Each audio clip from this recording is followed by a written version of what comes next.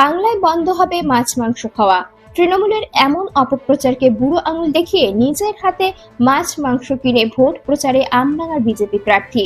পয়লা বৈশাখ বাংলা নববর্ষের প্রথম দিনেই আমডাঙ্গার রাজবেরিয়া বাজারে কর্মী সমর্থকদের সঙ্গে নিয়ে বাজারে মাছ মাংস কিনে জনসংযোগ সারলেন বিজেপি প্রার্থী অরিন্দম দে।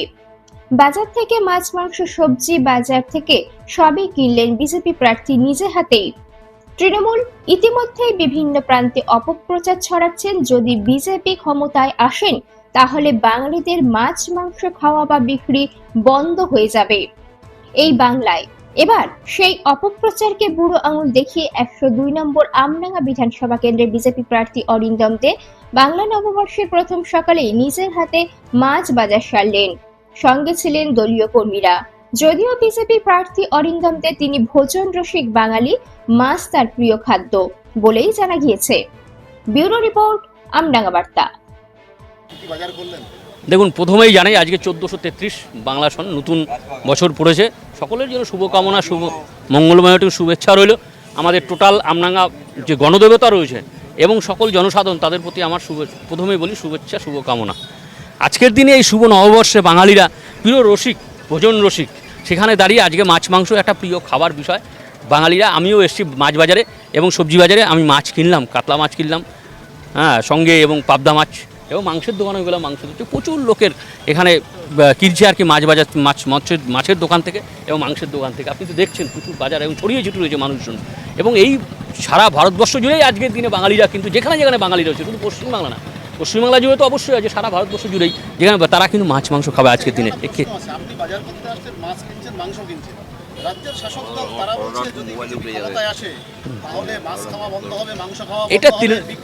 এটা তৃণমূলের অপপ্রচার, অপব্যাখ্যা, এর বাইরে কিচ্ছু না। তৃণমূলের পায়ের তলা থেকে মাটি সরে গেছে।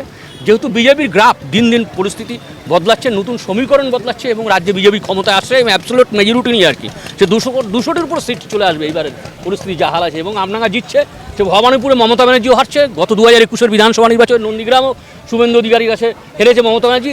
এইবার আমডাঙ্গাও বিজেপি পাচ্ছে, তৃণমূল হারছে। অথবা এইসব কথাবার্তাগুলো ওনাদের মাথার থেকে উঠে আসছে, উল্টোপাল্টা কথাবার্তা। এটা ভুল, অপপ্রচার, অপব্যাখ্যা, এর বাইরে কিছু নয় আর কি। আমাদের গুজরাটেও, যেখানে প্রথম গুজরাট এবং মধ্যপ্রদেশে বিজেপি সরকার এসেছিল আর কি রাজ্যে, সে 90 দশকের আগে, 90 দশকের মনে হয় সম্ভবত 92 কি 93 সালে, ওই সময়টা আর কি।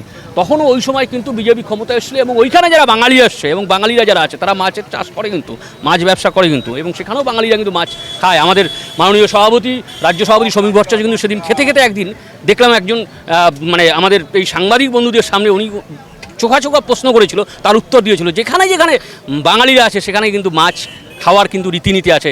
এই মাছ খাওয়ার রীতিনীতির বাইরে বাঙালিরা কখনোই যাবে না। না না, কোনো কিছুই বন্ধ হবে না। এটা আমি বারবার বলছি, তৃণমূল কিন্তু অপপ্রচার, অপব্যাখ্যা হচ্ছে। আমার প্রিয় খাবার মাছ। হয়তো কিছু বিশেষ দিনে আমরা হয়তো খাই না, সেটা আলাদা ব্যাপার।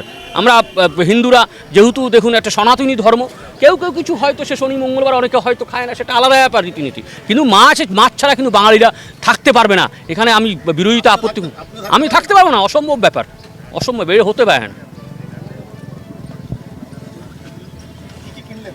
আমি কিনলাম, মাছ কিনলাম এবং মাংস কিনলাম, একটু সবজি টবজি কিনলাম, ঠিক আছে।